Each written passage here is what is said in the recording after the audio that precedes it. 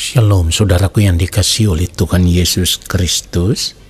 Mari kita sungguh-sungguh siapkan hati untuk masuk dalam doa syukur hari ini.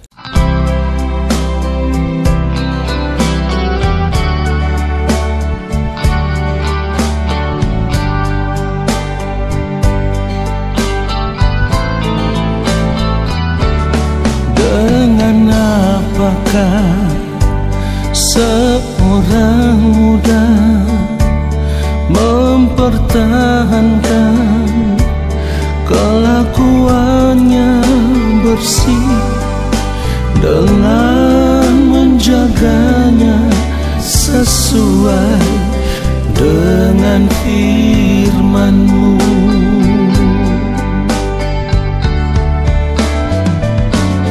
Dengan apakah seorang muda mempertahankan kelakuannya bersih dengan menjaganya sesuai dengan firman-Mu.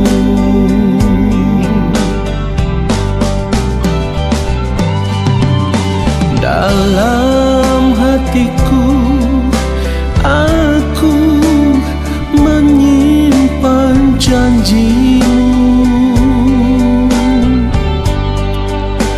supaya aku jangan berdosa terhadap Engkau.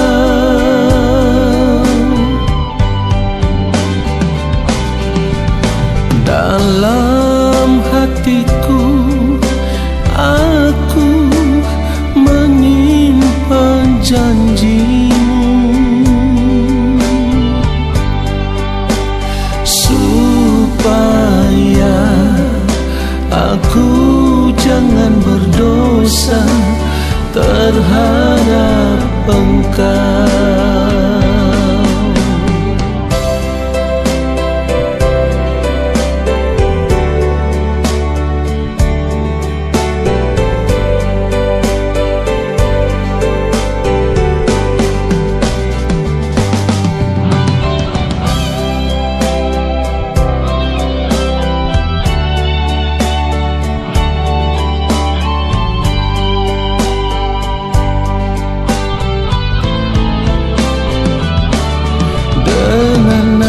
Apakah seorang muda mempertahankan kelakuannya bersih dengan menjaganya sesuai dengan firman-Mu.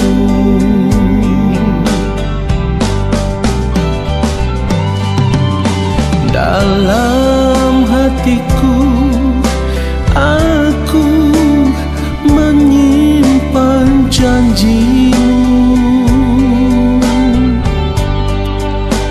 supaya aku jangan berdosa terhadap Engkau.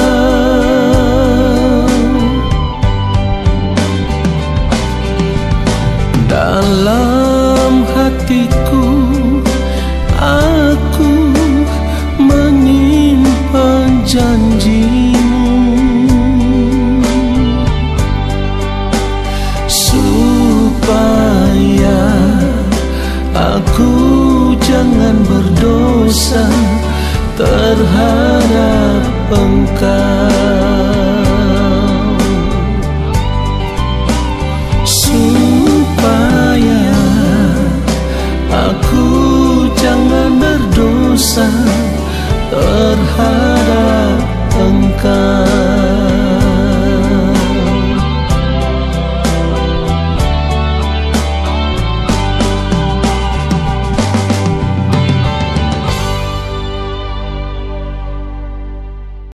Mari kita berdoa. Allah Bapa yang Maha Kudus, kembali kami ada di hadapan Bapa Kami mau duduk diam di dalam hadirat-Mu ya Tuhan, dan kami mau menanti-nantikan Engkau berbicara bagi kami. Ya Bapa yang mulia, sampaikanlah apa yang menjadi isi hati-Mu, supaya ketika hamba menyampaikannya, hamba berbicara seperti yang Bapa kehendaki. Sebab hamba-Mu ini hanyalah alat. Ya Bapa, urapilah setiap kami dalam kekuatan kuasa Roh Kudus, lalu kami siapkan hati untuk menerima kebenaran firman Tuhan saat ini. Di dalam nama Tuhan Yesus Kristus kami berdoa. Amin. Saudara yang dikasihi oleh Tuhan Yesus Kristus, satu hal yang harus kita sadari, dan ini harus kita kenakan di dalam kehidupan kita. Ketika kita hidup sebagai orang percaya, ketika kita hidup sebagai orang Kristen, ketika kita mengaku diri sebagai anak-anak Allah, berarti kita harus menjadikan Tuhan segala-galanya di dalam kehidupan kita. Supaya di setiap detik waktu hidup kita, hati kita itu selalu merindukan Tuhan. Kita merasa hanya membutuhkan Tuhan dan tidak yang lain. Oleh karenanya kita harus jujur memeriksa hidup kita. Lalu temukan di sepanjang hari hidup yang kita jalani itu, kita lebih banyak menyediakan waktu untuk apa?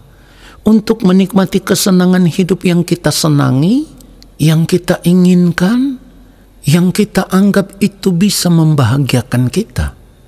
Atau kita menyediakan waktu lebih banyak untuk menikmati Tuhan. Saudaraku, ini yang harus kita periksa.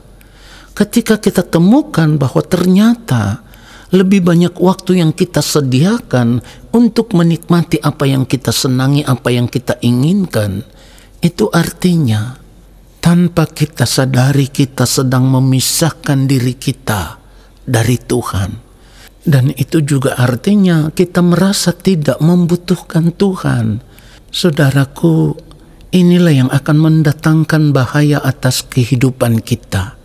Saya katakan ini akan mendatangkan bahaya atas kehidupan kita, artinya ketika kita lebih menikmati apa yang kita senangi, itu berarti kita mengikatkan diri kita dengan dunia ini. Itu berarti kita lebih memilih untuk bersahabat dengan dunia ini daripada membangun persahabatan, persekutuan dengan Allah. Padahal firman Tuhan sudah mengatakan dengan sangat jelas, kalau kita masih menjadi sahabat dunia ini, itu artinya kita tidak setia kepada Tuhan. Dan ketika kita bersahabat dengan dunia ini, berarti kita menjadikan diri kita sebagai musuh Allah. Saudara, mari kita lihat lagi apa yang dikatakan di dalam Yakobus 4 ayat 4. Hai kamu orang-orang yang tidak setia, tidakkah kamu tahu bahwa persahabatan dengan dunia adalah permusuhan dengan Allah? Jadi barang siapa hendak menjadi sahabat dunia ini, ia menjadikan dirinya musuh Allah. Saudaraku, saya percaya sudah sangat sering kita mendengarkan firman Tuhan ini, sudah sangat sering kita membaca ayat firman Tuhan ini, tetapi kita tidak sungguh-sungguh mau menghayati kebenaran firman Tuhan ini secara benar. Orang percaya yang benar-benar menghayati apa yang dikatakan oleh kebenaran firman Tuhan ini, ia akan memiliki kegentaran yang patut di hadapan Tuhan. Kenapa demikian? Karena apalah artinya kita hidup bersahabat dengan dunia ini, menikmati dunia ini, tetapi pada akhirnya kita akan terbuang dari hadapan Allah karena kita dipandang sebagai musuh Allah. Memang itu belum terjadi sekarang, tetapi pasti akan terjadi ketika kita menutup mata. Dan itu tidak lama lagi, saudaraku, sebab masa hidup kita di dunia ini kan hanya 70 tahun. Kalau kita kuat ya 80 tahun. Tetapi setelah itu kita harus berdiri di hadapan pengadilan Allah. Dan di hadapan pengadilan Allah itulah Kita akan dipandang sebagai orang-orang yang tidak setia. Kita akan dipandang sebagai pembuat kejahatan. Kita akan dipandang sebagai musuh Allah. Oleh sebab itu seharusnya kita sadar akan hal ini, saudaraku. Kita harus ingat, firman Tuhan katakan kita tidak boleh mengasihi dunia ini. Kalau sudah dikatakan kita tidak boleh mengasihi dunia ini, itu artinya di dalam kehidupan kita sebagai orang percaya, kita harus mengasihi Allah lebih daripada apapun yang ada di dunia ini. Firman Tuhan juga mengatakan bahwa kita tidak boleh serupa dengan dunia ini. Kita harus menyadari akan hal ini, sebab kita dipanggil bukan untuk menjadi serupa dengan dunia ini. Kita dipanggil untuk menjadi serupa dengan Yesus.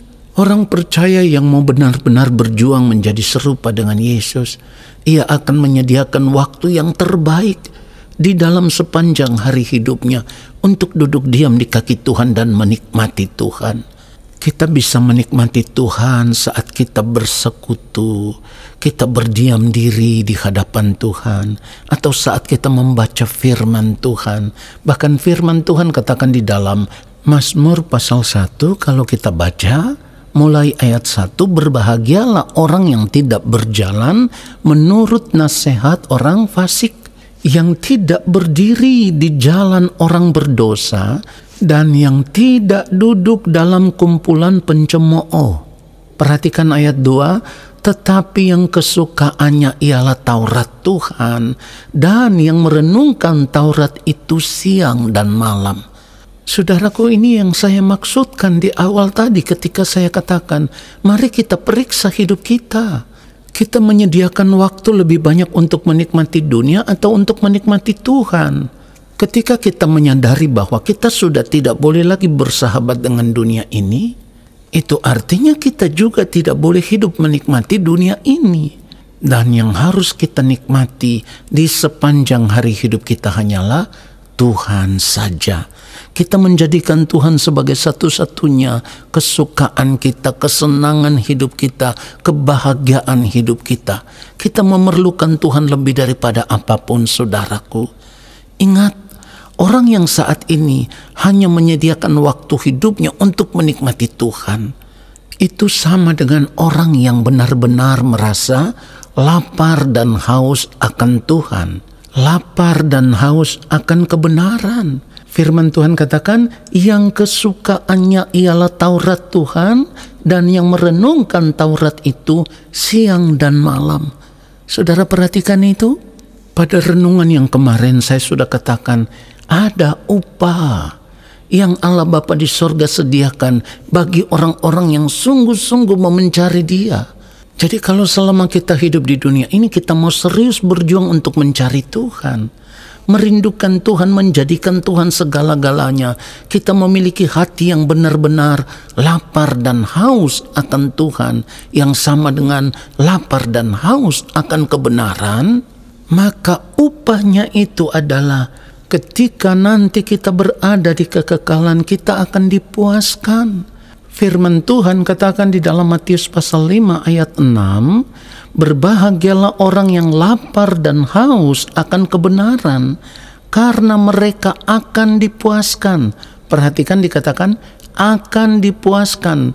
Kata akan dipuaskan itu menunjuk kepada waktu yang akan datang. Ketika nanti kita berada dalam kehidupan yang sesungguhnya, di kehidupan kekal, kita akan dipuaskan di dalam Tuhan. Kita akan menerima upah, kita akan menerima warisan yang disediakan oleh Allah Bapa di sorga bagi orang-orang yang mengasihi Dia, bagi orang-orang yang hidup takut akan Dia, bagi orang-orang yang hanya merindukan Dia sejak hidup di dunia ini. Saudaraku, cara hidup seperti ini yang digambarkan oleh sang pemazmur di dalam Mazmur 73, kita sudah sering kali membaca. Firman Tuhan ini menunjukkan satu gambaran betapa sang pemazmur hanya menginginkan Tuhan saja di dalam hidupnya. Ayat 25 dikatakan, siapa gerangan ada padaku di sorga selain Engkau? Selain Engkau tidak ada yang kuingini di bumi. Lalu ayat 26 dikatakan, sekalipun dagingku dan hatiku habis lenyap, gunung batuku dan bagianku tetaplah Allah selama-lamanya. Artinya di dalam kehidupannya, selama hidup di dunia ini, ia tidak pernah merindukan hal yang lain. Yang ia rindukan hanyalah Tuhan dan kerajaannya.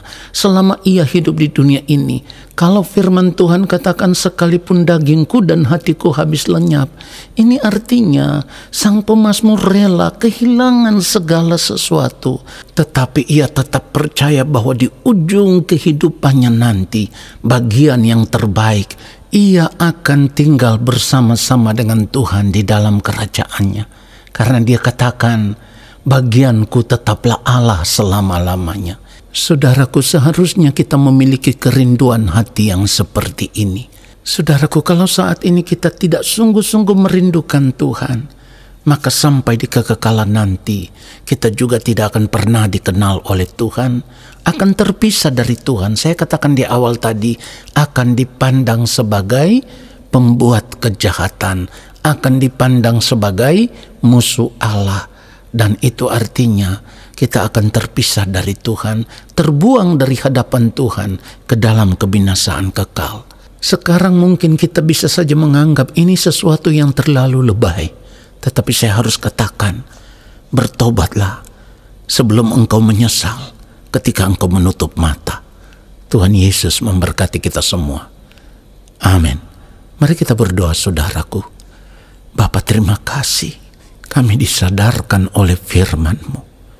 Dan seharusnya kami mengambil keputusan di dalam sepanjang hari hidup kami. Kami mau mencari Engkau lebih daripada apapun yang ada di dunia ini. Kami harus membiasakan diri untuk duduk diam di kaki-Mu ya Tuhan. Membangun persekutuan dengan Engkau. Menikmati Engkau di sepanjang hari-hari hidup kami. Lebih daripada apapun. Kami mau mencari Engkau. Terima kasih untuk firman-Mu yang menyadarkan kami ya Allah. Lalu saat ini kami serahkan segenap hidup kami dalam tangan-Mu. Kami mau menjadikan Engkau segala-galanya dalam kehidupan kami. Terima kasih Bapa. Saat ini kami mengangkat tangan di hadapan Bapa di surga. Kami percaya Engkau akan menurunkan tangan dan memberkati hidup kami. Saudaraku, arahkanlah hatimu tertuju kepada Allah Bapa di sorga dan terimalah berkat-Nya. Segala berkat kasih karunia daripada Allah Bapa di sorga, rahmat cinta kasih yang berlimpah-limpah dari Gembala Agung yang mulia Tuhan Yesus Kristus, di dalam persekutuan yang manis dengan Roh Allah yang kudus, turun atas kehidupan kita semua, menyertai langkah hidup kita semua dan memberkati kehidupan kita semua sekarang dan sampai selama-lamanya. Amin. Saudaraku, terima kasih sudah mengikuti doa syukur hari ini. Sampai jumpa dalam doa syukur besok hari. Tuhan Yesus memberkati kita semua. Shalom.